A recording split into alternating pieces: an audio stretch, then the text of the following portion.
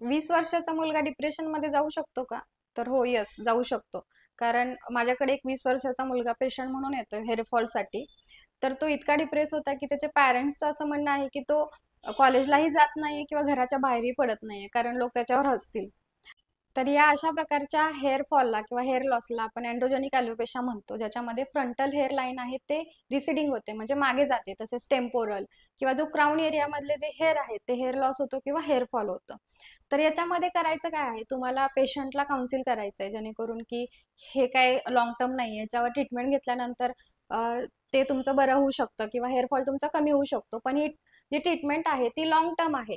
जोपर्यंत तुम्ही मेडिसिन घेणार तोपर्यंत ते आहे तसे केस राहणार, आणि ते जर आपण टेपर डाऊन डॉक्टरांच्या सल्ल्याने जर तुम्ही व्यवस्थित ट्रीटमेंट घेतली तर त्याच्यावरती आपण पूर्णपणे उपचार करू शकतो.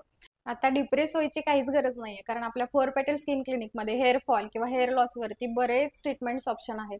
तर तुम्हाला असे काही इश्यूज असतील तर तुम्ही नक्की व्हिजिट करा.